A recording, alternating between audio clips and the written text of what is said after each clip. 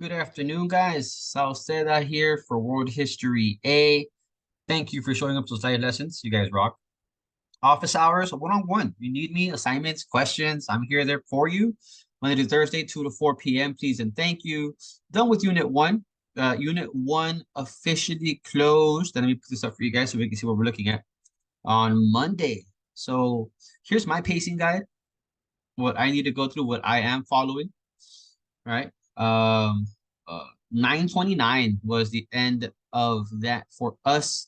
Calendar wise, it was on Monday. So yesterday, the 2nd, I left it till tomorrow for your exam today.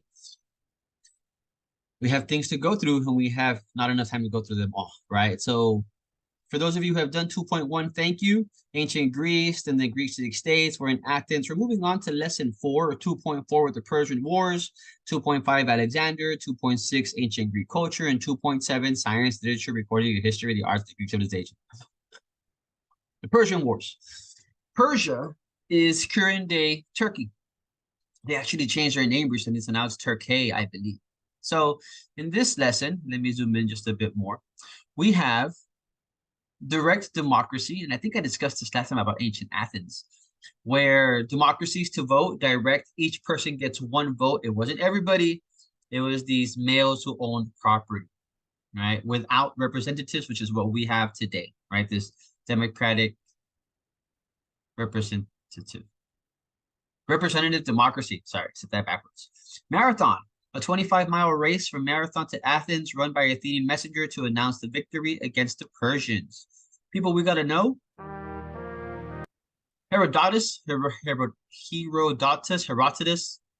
author of the Histories, a record of the Greco-Persian Wars, Greco-Greece, Persia. And then Pericles, leader of Athens. Under his leadership, Athens increased in wealth and influence at the Golden Age. So Greece was not the only civilization that was expanding its borders and influence during the 6th century BC, or 500. By 520, the Persian Empire had conquered Mesopotamia, the Indus River Valley, Egypt, and Asia Minor. Wow. Persians were not cruel conquerors. They did not force their religion on people. In fact, they allowed many people which had been enslaved by other nations to return to their homelands. The story of Cyrus the Great records these kinds of acts and is considered the first charter of human rights. So I'm going to conquer you. Slaves are free. You guys are free, but when I need your help, you come to me. Thank you, Cyrus. Cyrus the Great. The Ionian Greeks along the coast of Asia Minor did not, however, appreciate the rule of the Persians. They considered their conquerors barbarians and not worthy of their submission. In retaliation, the Ionian Greeks organized a revolt and called upon the help of Athenians.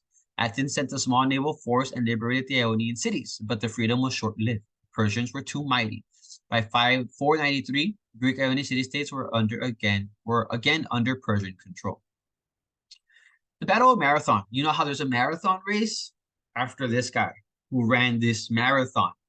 Angered by Athens' assistance of the Ionian Greeks, the Persian king under Darius I set out to conquer the city-states. In 490 BC, the Persians landed in the shores of Marathon, about 25 miles from Athens. The Persian forces, including foot soldiers and the cavalry, greatly outnumbered the Athenian army. The Athenians had only hoplites. Hoplites were heavily armored foot soldiers. The Greek historian Herodotus describes the Battle of Marathon as such. So this is Herodotus speaking about the battle itself. The Persians were defeated by smart tactics of the Greek forces. Good job, Greeks. These are hoplites, right? In these formations, shields, spears, kind of like the Spartans in the 300, same kind of armor and concept. At the Battle of Thermopylae, which happened 10 years later, Marathon was in 490 BC.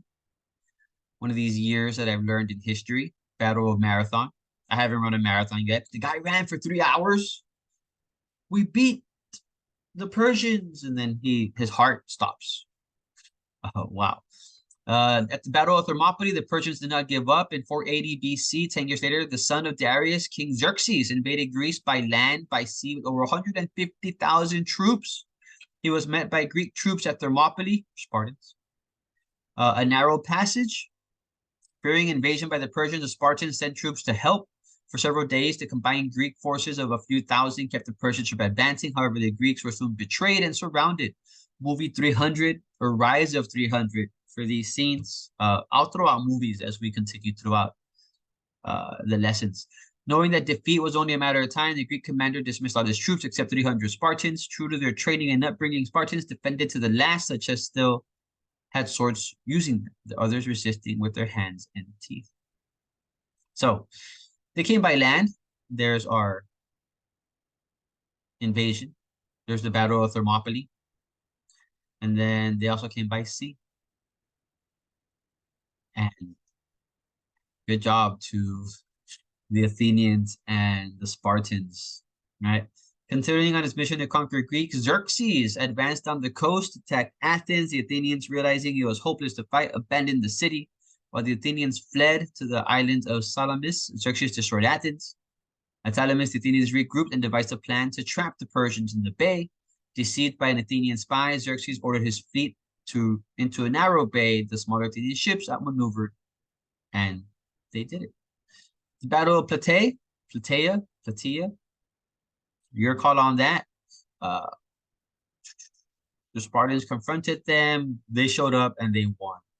Pericles and the dominance of Athens. After the Battle of Plataea, Athens formed a military alliance against the Persians. Members of the Delian League, including many city-states of the mainland, and the Aegeans along the Ionian Sea. Sparta did not join, nor did it challenge growing dominance, the Aegean. As the leader of Athens, Pericles governed the Delian League. You can read more about Pericles. There's a bust or this head of Pericles. They had a direct democracy. The Acropolis was this meeting center. Every 10 days, the assembly met to discuss and vote on various public issues. All 40,000 male citizens of Athens were permitted to voice their opinions. However, the equality allowed by Pericles did not apply to women of Athens. Next thing you know, the Greeks are fighting themselves as we have the Athenians fighting the Spartans. Seeing the aggression of the Athenian Empire, the Spartans grew afraid that Athens would soon take control of their state. In 431, Sparta declared war on Athens. There's a good book on this, the Themistocles. I took a class in college. It's a really big book to read.